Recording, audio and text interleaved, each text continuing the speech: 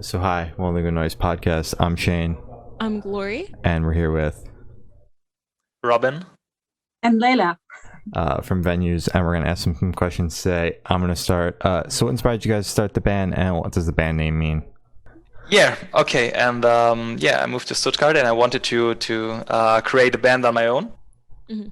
And it was pretty hard for me to find some musicians that wanted to make the music that I want to do. And then I stumbled upon a post of a band which was looking for a vocalist for the unclean vocals, actually. And I checked out a few songs of them, and there was like one demo song which was just awesome. Mhm. And it was No Roses for Life Lost. It's actually the first single that we ever released. And back then it was with like super shitty recordings and with the old shouter. And and then I became the new vocalist of Venues. Back then the project was called Breakdown a Venue with a different name. And and we were just like a bunch of guys and our female singer who wanted to play as much shows as possible. Mhm. And I think that was back then, it was our main inspiration and our main motivation. And I think since I joined the band, I tried to make everything a little bit more professional, like putting some effort into the whole social media stuff, and just invest some money in solid recordings. Mhm. And back then we gathered money to shoot our first music video. Mhm. Like these were the start, and I think this was like the beginning of the whole project. And when we released our first single, that really opened a few doors for us. So we got some bigger requests for bigger shows and Yeah. smaller festivals. That was awesome. Hell yeah! And That's amazing. when it comes to the name, I don't really know what the Breakdown a Venue name was about, because it already has been there when I joined. Mhm. But we, and especially we were always not really happy with this name. So we wanted to rename it in 2017, I think. Okay. Because we got invited to a big European tour with our friends to the Reds and Wolves. Mhm. And this was the first big chance for us to like spread our name and everything. And we wanted to definitely rename ourselves before we do this tour.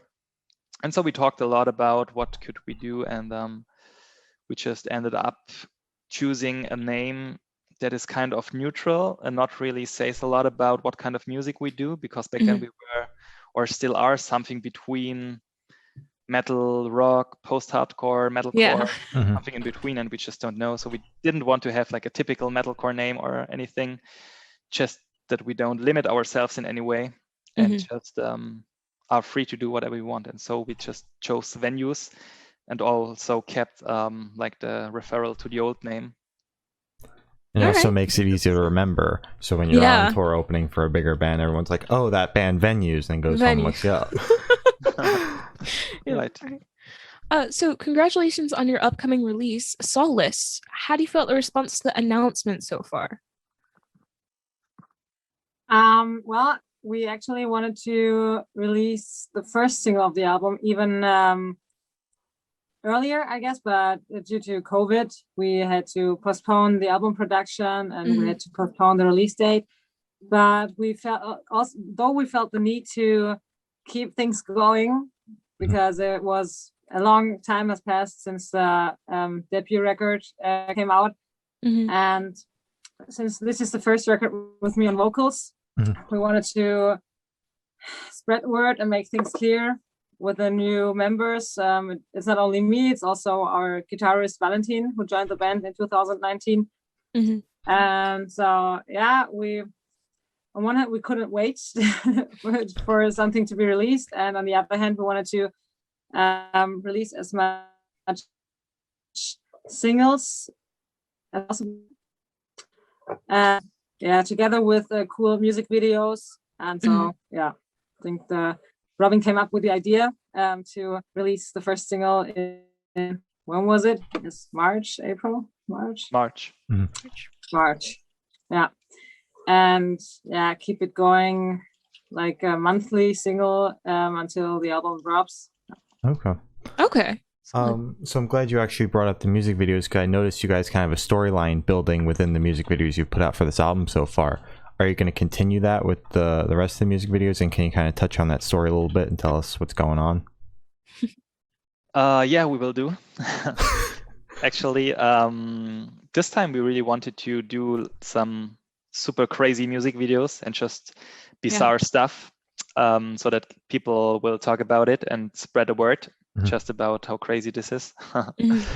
And yeah, actually, our good friend Mariusz Milinski shot all the music videos. He's also the guy who shot all the previous music videos for the band. And he's not doing music videos for bands anymore. He's like working now for Amazon Prime and stuff like this, and creating some big stuff.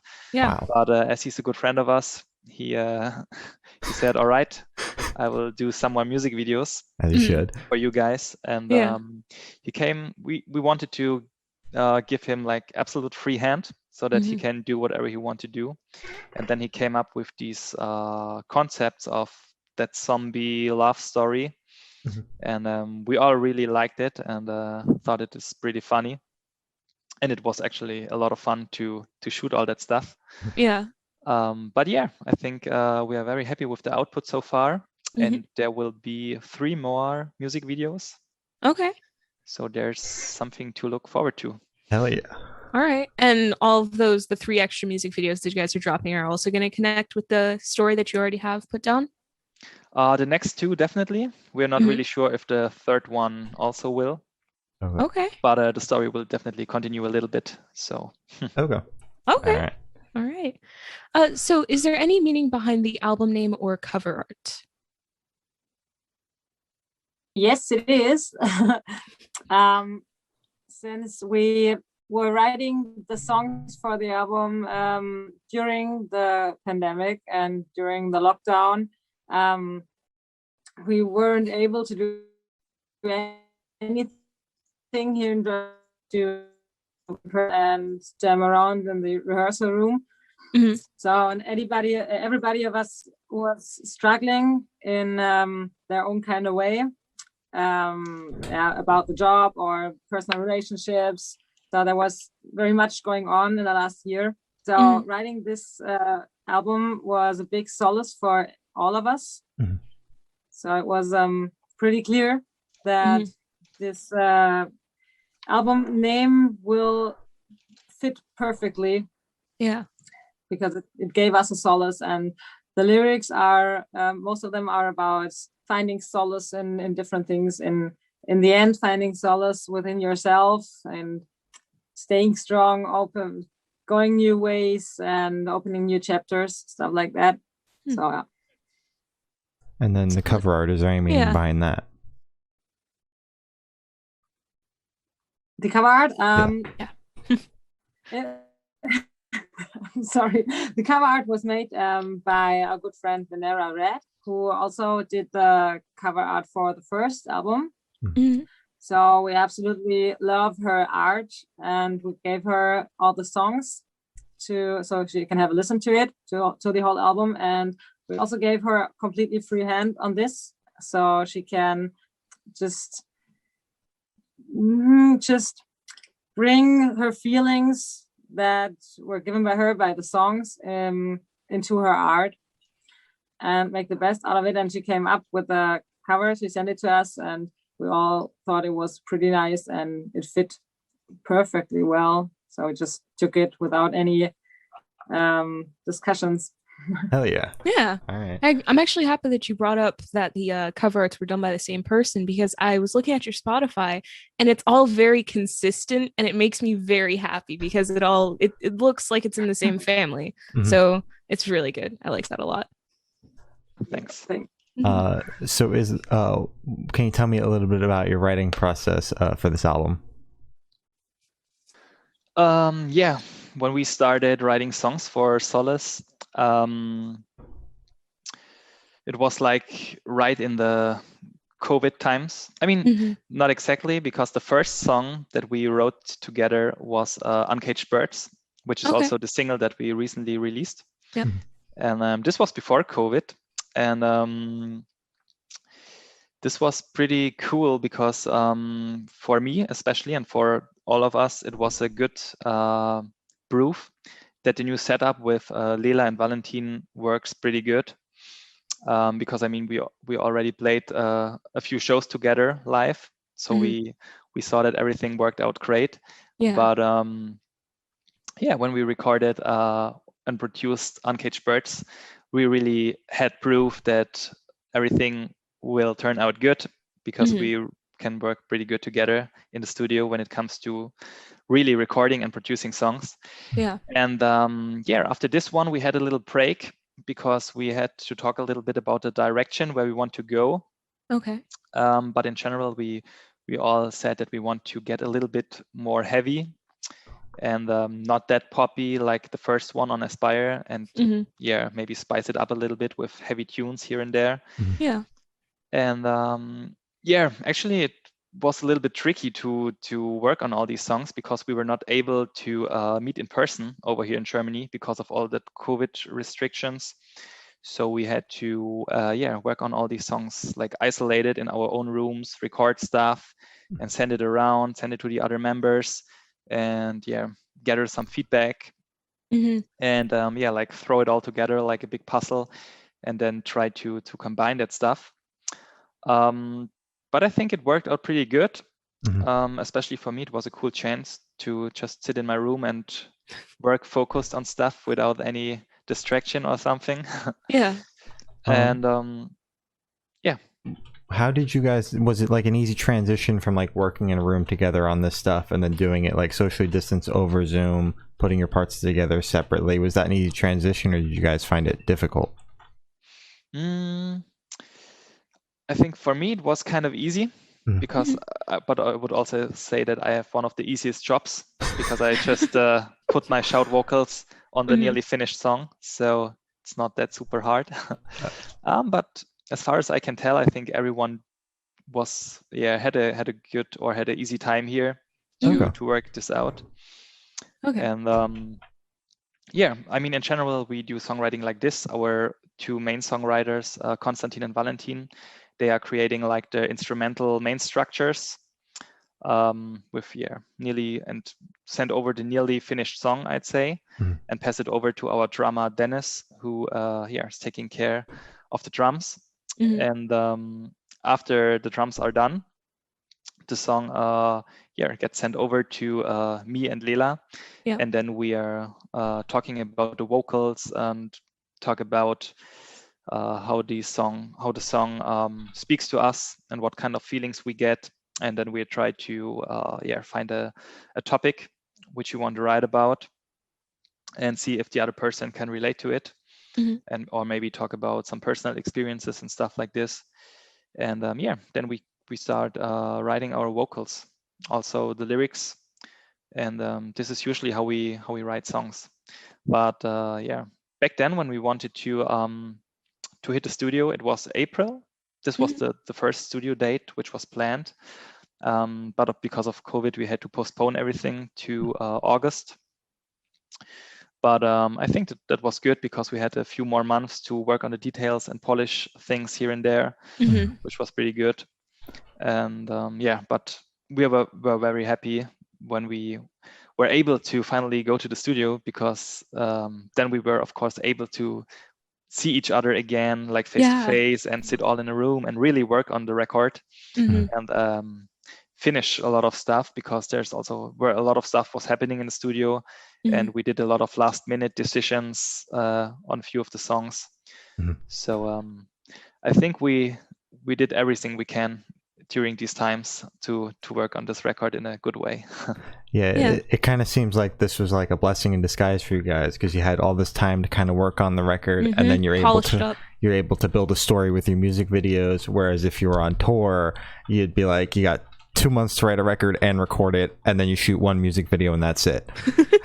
Totally. Yeah, we definitely had a lot of time. So I want you to pick your favorite lyric off of this record and tell us the meaning behind it. Wow, okay. And if you can only pick from like the songs that are out right now, because I know the album's still a couple months out, that's fine as well, if you don't want to spoil it. Okay, I think my personal favorite lyrics are in Rite of Passage, Mhm. because they tell the story of the relationship between a child and the father, Mhm. and yeah, like the more or less toxic relationship, and yeah, how the child deals with everything and how it sees his own father. And yeah, for me personal, they are very special, these lyrics, and they really speak to me. So yeah, we put a lot of the personal experience of the band members into this song. So especially this one is a very personal song to all of us.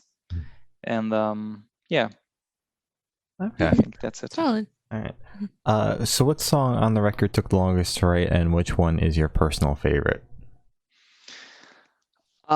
Which one took the longest to write? I think it's also Rite of Passage, Okay.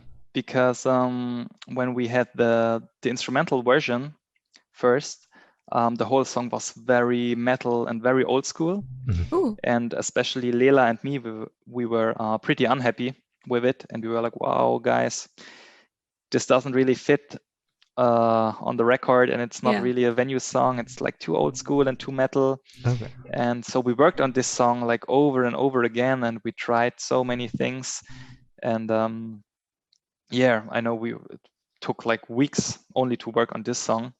And yeah, someday Lila came into the rehearsal room and showed us her new ideas for the clean part, for the chorus. And then I said, wow, okay, now it's cool. And yeah, I think we added a lot of like synthesizer electronic stuff in the studio, and yeah, which modernized the song pretty much. And yeah, in the end, I was very happy with this song. But I think all in all, this was definitely the song that we were working on the most. Okay. Yeah. And my personal favorite song, I would say that it is Mountains, like Okay. the next single that will be released in 2 weeks. All Okay. right. Yeah.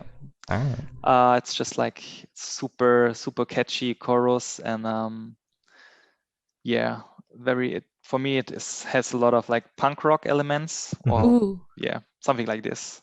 So you guys are blending all the genres. Every genre. Yeah, it's because we are a very democratic band, and everyone can bring in his personal influences and styles. So it's like a unique, crazy mix of all these Yeah. genres. So, will you ever do like a hyper pop song? Or is that Maybe. just off the table? Maybe. We never know. We never know what will come next. All right. Sick.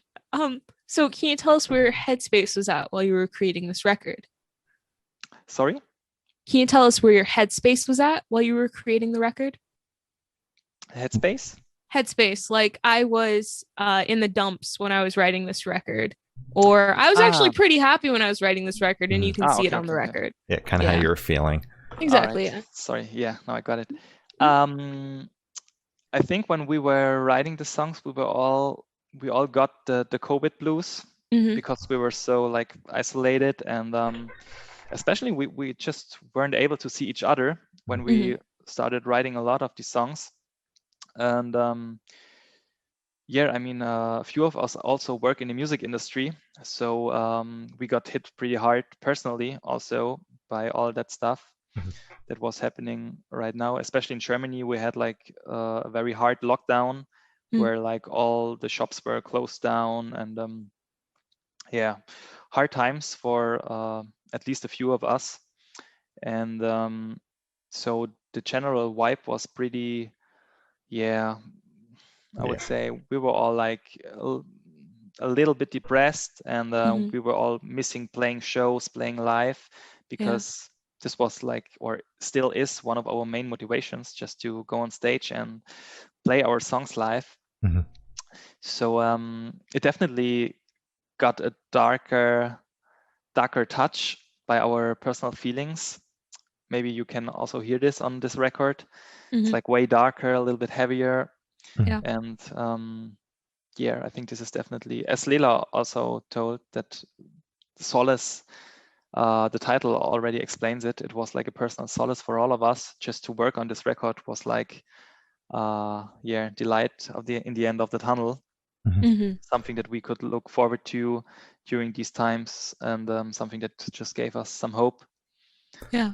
And yeah, helped every one of us a lot just to focus on creating some cool stuff during these crazy times. Yeah. I know Wait. Oh, sorry. No, I thought you were moving go. on. No. Okay, wait. Because you mentioned COVID and how you guys are looking forward to playing shows. What is COVID like over there? Is there, as you said, like a light at the end of the tunnel? Like you're able to start scheduling shows for like summer or fall, or is it kind of just like let's hope for next year over there? Yeah, I mean, in Germany, all the shows were like totally canceled. I mean, at first, all the tours and all the shows got postponed. Then they got postponed again and again. Yeah, this was like everything that was happening until I would say by the end of last year. But then they started scheduling stuff again. Okay. At first, some distance shows, but they all also got canceled and postponed again. Yeah. But yeah, now we are on a point where we actually really get a lot of requests again for different shows and festivals for the end of this year, and a lot of stuff for 2022.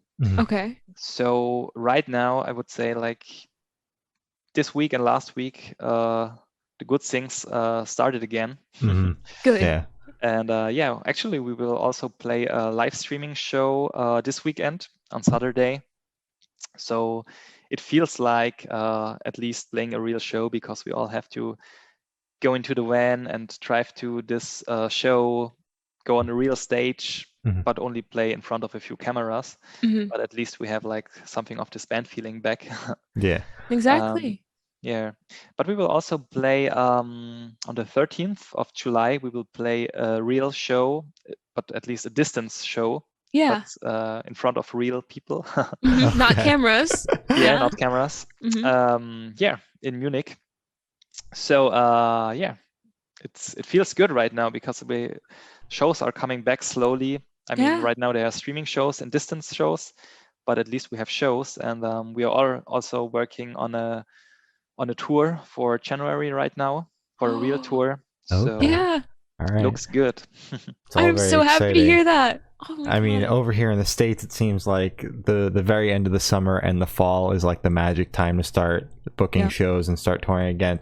And like, man, cool. I have never looked forward to waking up to a Monday or on a Monday until now, because that's when the show announcements start. And it's like, it feels so fucking good. Nice. So fucking good. So what band or artist influence do you think you can hear the most on this album? Which influence do you hear the most? I would definitely say that you can hear a lot of old school classic rock when you listen closely to the guitars, especially the lead guitar. But also, yeah, I would say we also try to add add modern metalcore-ish elements here and there. So I think these are the two main things that you can hear. All right. Okay, solid. So this one should be super, super quick. Off the top of your head, I want you to describe this record for new listeners in 3 words. Wow. Okay. Yep. Heavy. Okay. Modern. All right. Female. Okay. Solid. Right. Yeah, that's good. That's good. So in that same train of thought, is there a certain feeling you want your listeners to have while going through the album? Yeah, I would say that they can hopefully find some solace listening to this record during these hard times, especially when they're not yet able to go on shows again and feel isolated, feel a little bit depressed about the last months and the last year. So yeah, give this album a listen and hopefully find some solace in it. All right. All right. So where do you see the band in the next 5 years? Well, hopefully touring around the world. Of course, yeah. Yeah, I mean, we really hope to play as much shows as possible, or as many. What is correct? Yeah. As many, yeah. As many. Okay, sorry. Yeah. Oh no, You're no good. problem. As many shows as possible, and yeah, especially cross some borders, travel to foreign countries. Hopefully, go to the States one day and play Yeah, a tour there. That would be awesome. that'd be sick. Yeah, and I mean, dropping more singles, releasing more records, shooting some crazy more music videos. Yeah. I think these are our main targets for the future right now. Hell yeah. Yeah. Awesome. So for the last couple questions, we're going to shift away from music and go straight to death row. Boom. So if you're on death row, what would your last meal be with a drink? Whoa, my last meal with a drink.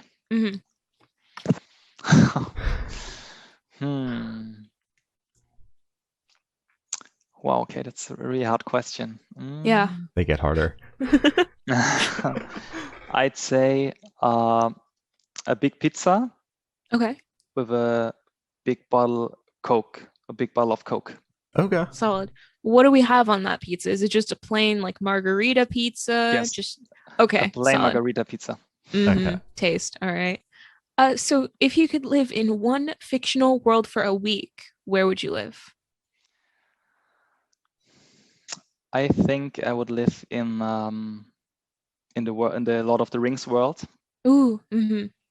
Yeah, because it's just my favorite fantasy universe. Yeah, as it should be. It's amazing. So I have the honor of asking the last question, and every single person that we have spoken to have said that it is the most important question. What's your favorite color? Green. Specific shade of green. A very bright green. Okay. Ooh, like neon bright or just like grass bright green? Grass green. Okay, good. Because neon green, it just crosses the line. I can't respect anybody. All right. So as I said, that's all the questions we have today. Is there anything that you'd like to plug? Yeah, I want to thank to all our listeners and supporters right now. I think we already shipped some merch bundles to the US. Ooh. So thank you very much, everyone who's listening to our music and who's supporting us with merch orders and stuff like this. Super great and helps us a lot to keep on going with everything that we do. Thank you very much, and we hope to hopefully come to your country soon and play a few shows over there. Oh yeah. Yeah. Well, I'll see you when you guys come around. Thank you for sitting down with us. It's been Venues and We're the Good Noise podcast.